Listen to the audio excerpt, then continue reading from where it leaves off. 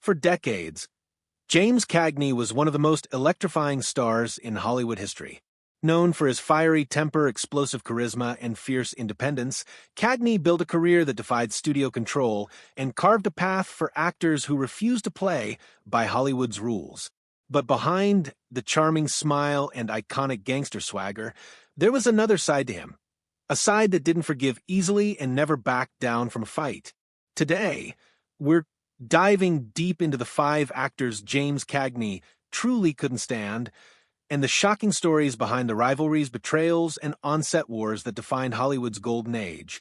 So grab your popcorn, because once you hear who made this list, you'll never look at old Hollywood the same way again. That if this kind of story touches your heart, if you're someone who cares about truth, responsibility, and speaking up for the voiceless, please like this video, subscribe to our channel, and share it with someone who should hear it.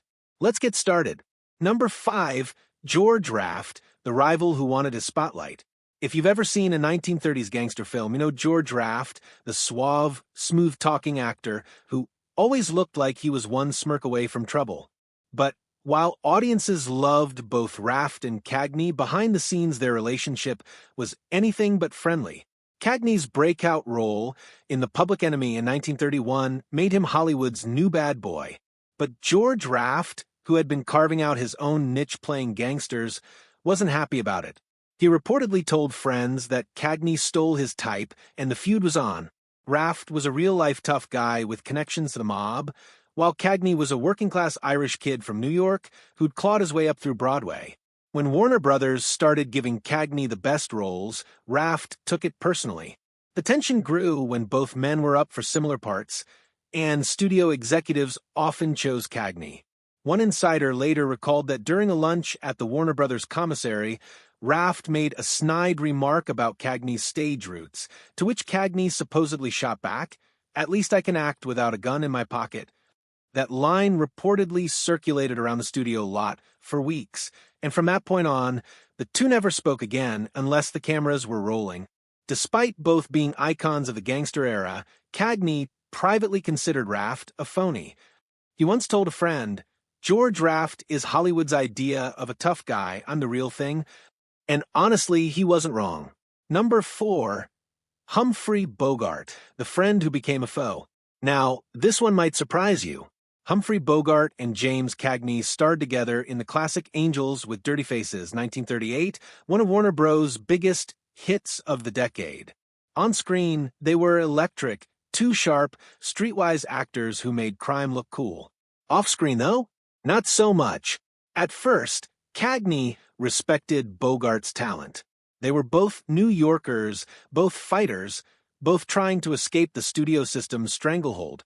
But their friendship took a turn when Bogart's career started to eclipse Cagney's in the 1940s. Bogart was on a roll, The Maltese Falcon, Casablanca, To Have and Have Not. Suddenly, he wasn't just another Warner Brothers player. He was the face of the studio. Cagney, on the other hand, had walked away from Warner Brothers multiple times over disputes about contracts and pay.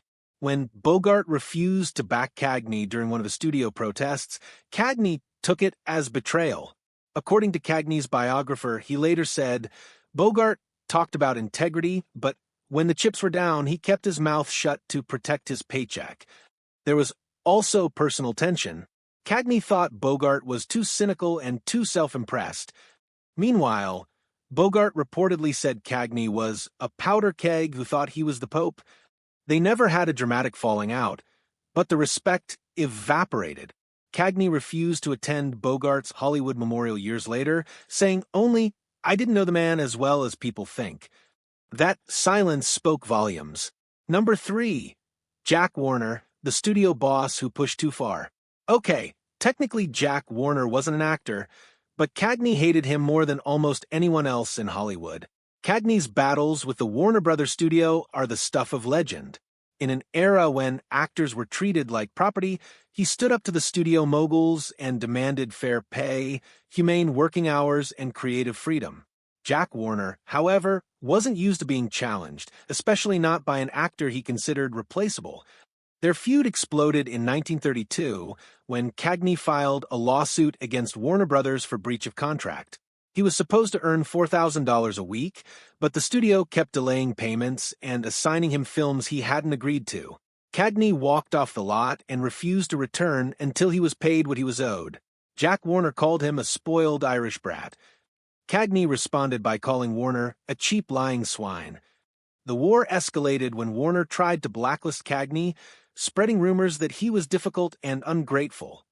But Cagney had something most actors didn't: backbone and public sympathy. The press sided with him, and in 1936 he won his lawsuit. He became the first major star to defeat a studio in court, and Hollywood would never be the same. Later, Warner tried to make amends, saying, "Jimmy's the toughest son of a gun I ever met." Cagney's response? At least he got one thing right. Number 2. Edward G. Robinson, The Clash of the Titans. Edward G. Robinson and James Cagney were two of the greatest gangster actors of all time, and that's exactly why they couldn't stand each other. When Robinson broke through with Little Caesar, 1931, he became the original mobster kingpin of Hollywood. But just a few months later, Cagney exploded onto the scene with The Public Enemy, and suddenly Robinson wasn't the only tough guy in town. Behind the scenes, both men were deeply competitive. Robinson was classically trained, intellectual, and proud of his art. Cagney, meanwhile, was instinctive, raw, emotional, and physical. To Robinson, Cagney was a street brawler who lucked into fame. To Cagney, Robinson was a snob with a fake accent. Things came to a head during a Warner Brothers party in 1934. According to eyewitnesses, Robinson made a sarcastic remark about Cagney's dancing background, something like, "From tap shoes to Tommy guns, quite the transformation." Cagney, never one to back down, reportedly threw his drink in Robinson's direction and stormed out. After that, they refused to be in the same room unless required. Studio heads tried to pair them for a film multiple times, but both declined. Robinson later admitted, "I admired Jimmy's fire, but not his manners." Cagney, when asked decades later if he'd ever reconciled with Robinson, said, "No, I never liked phonies." Number 1. Pat O'Brien, The Friendship That Ended in Silence. Of all the rivalries in Cagney's life, this one hurt the most. Pat O'Brien wasn't just a co-star, he was Cagney's best friend for over 20 years. The two met in the early 1930s and quickly became inseparable. They were known as the Irish Mafia of Hollywood, always seen together at premieres, parties, and baseball games. Their chemistry on screen was magic, from Angels with Dirty Faces to The Fighting 69th. Fans adored their camaraderie. But somewhere in the late 1940s, something broke between them, and they never recovered. So what happened? It all started with money and politics.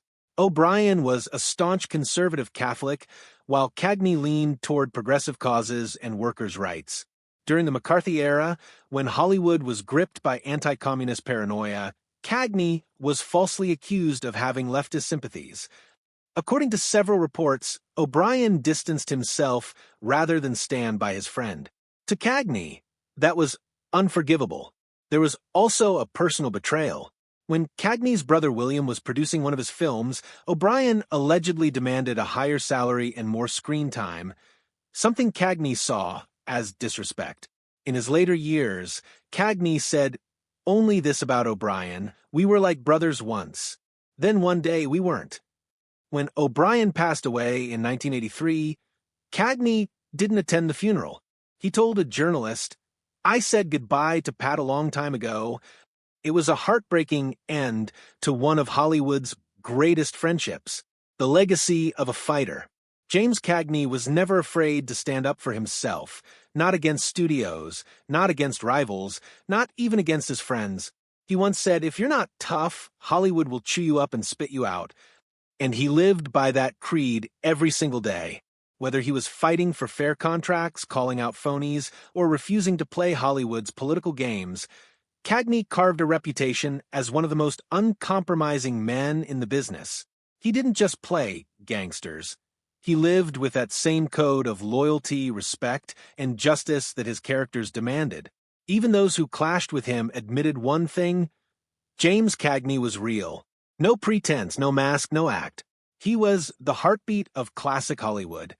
The man who made being tough look noble, who made defiance look like art, and who left behind a legacy that will outlive every feud he ever had.